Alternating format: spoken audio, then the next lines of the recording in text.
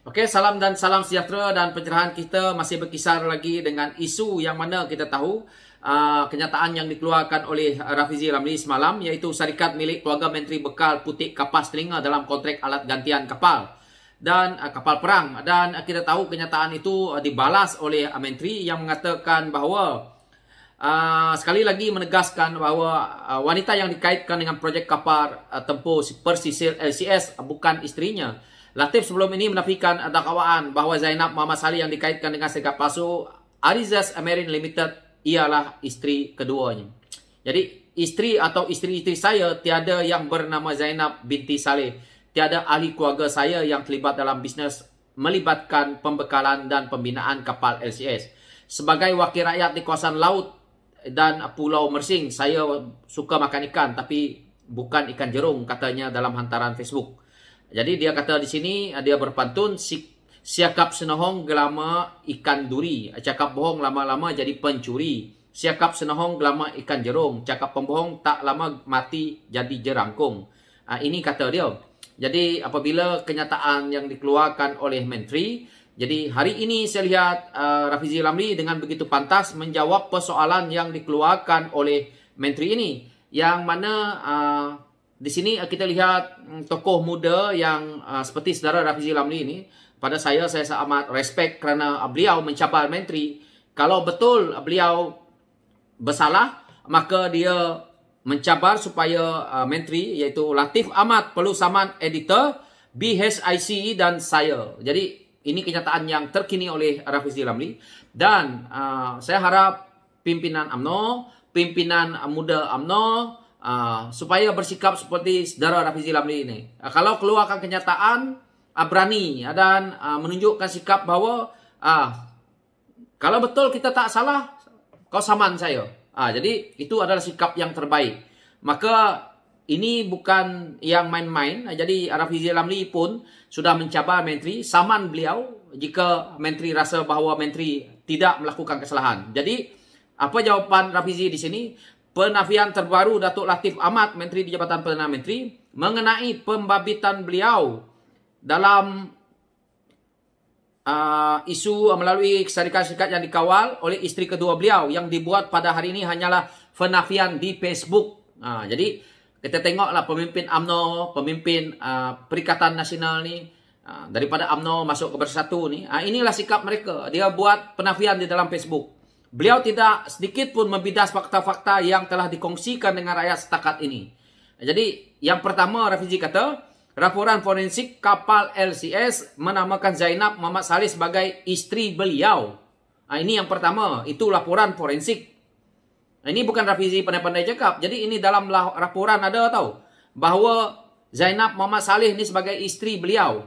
Yang kedua, laporan forensik kapal LCS menamakan Zainab Muhammad Saleh sebagai individu yang mengawal syarikat palsu Arizas Marine yang mendapat kontrak membekalkan alat gantian sebanyak RM210 juta. Ini juga yang nombor dua, yang tidak Menteri jawab. Yang ketiga, laporan forensik kapal LCS turut menamakan satu lagi syarikat Mega P Asia Sdn Bhd sebagai syarikat yang dikawal oleh Zainab Muhammad Saleh yang mendapat kontrak-kontrak pertahanan laut. Jadi yang keempat, syarikat Mega P Asia Sdn Bhd ditubuhkan oleh Dr. Latif sendiri. Wah, ini nak nafikan lagi. Dia sendiri yang tubuh syarikat, lepas tu bersekongkol dengan Zainab, dia kata tak kenal. Peninglah Menteri kalau macam ni.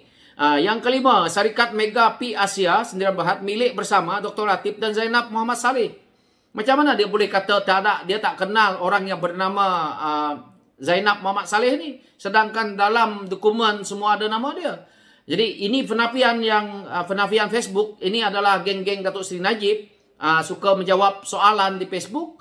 Akhirnya Rafizi Ramli mencabar Menteri ini untuk saman beliau jika betul beliau rasakan bahawa apa yang Rafizi Ramli ini kata salah.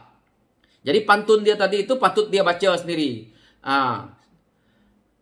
Jadi apa yang di sini juga, apabila Dr. Latif hanya menafikan di Facebook, ini bermakna beliau menuduh juri audit yang dilantik Boston Heavy Industry Corporation dan iaitu Alliance IFA Sdn Bhd menipu. Jadi adakah dia nak mengatakan bahawa juru audit menipu. Apabila laporan juru audit menamakan Zainab Muhammad Saleh sebagai isteri beliau dan menunjukkan keterlibatan Dr. Latif dalam kontrak-kontrak projek LCS, penafian Facebook Dr. Latif juga samalah seperti menuduh rekod Suruhanjaya Syarikat Malaysia SSM menipu. Dia melibatkan SSM pula. Jadi, kalau kita dah daftar, kita punya syarikat di SSM, dan kita kata tak ada, bermaksud di sini, kita menuduh syarikat Suruhanjaya Malaysia ni menipu. Ini yang, bukan syarikat Suruhanjaya Malaysia, Suruhanjaya Syarikat Malaysia, SSM. Dia menipu. Jadi, dah berpusing-pusing dah menteri kita nak jawab Rafizi ni. Sedangkan rekod itu menunjukkan Dr. Latif mempunyai hubungan dengan Zainab Saleh melalui pemilikan bersama Mega P Asia Sdn Bhd. Jadi dari sini sudah kantoi lah. Nak kata tak tahu, nak kata ni. Ini jawapan Najib semua yang diorang nak pakai. Tak tahu. Jadi penafian mudah tanpa menunjukkan sebarang fakta atau dokumen adalah taktik biasa yang menjadi amalan pimpinan UMNO dan bekas UMNO yang kini dalam bersatu. Memanglah. Mereka dah biasa buat kerja tu. Jadi di sini kenyataan Rafizi Ramli lagi berkenaan dengan isu ini. Semasa skandal SRC dan Wan MDB memula-mula didedahkan, pun Datuk Seri Najib menafikan mentah-mentah bahawa wang masuk ke dalam akaun pribadinya. Apabila telah dibuktikan, barulah beliau menyebut wang itu derma hartawan Arab. Setelah siasat, didapati wang itu datang dari tabung pencen rakyat. Nah, ini juga nanti setelah disiasat, akhirnya duit LTAT. Setelah dia siasat, datangnya daripada duit rakyat lagi. Jadi, dia berpusing-pusing kerana nak menyelamatkan diri, tetapi jawapannya di Facebook. Jadi, jawablah secara betul. Kalau betul ni, samanlah Rafizi Ramli. Rafizi Ramli dah tadah diri itu. Sebab itu rakyat tidak boleh lagi mempercayai penafian kosong oleh menteri-menteri UMNO dan Bersatu. Kerana rekod yang telah ada setakat ini, jika Dr. Latif tidak ada kaitan dengan Zainab Muhammad Saleh dan dia atau ahli keluarganya tidak terlibat dengan kontrak projek LCS atau Pertahanan Laut Negara, beliau perlu mengambil tindakan saman dengan serta-merta. Rafizi Ramli dah bagi ni supaya saman, tindakan saman atau beliau perlu mengambil tindakan saman dengan serta-merta ke atas BHIC, tuan punya laporan forensik kapal LCS, Alliance IFA Sdn Bhd, juru audit yang dilantik oleh BHIC untuk menyiasat projek kapal LCS, dan saya. Dan saya tu maksudnya Rafizi Ramli yang mendedahkan perkara ini.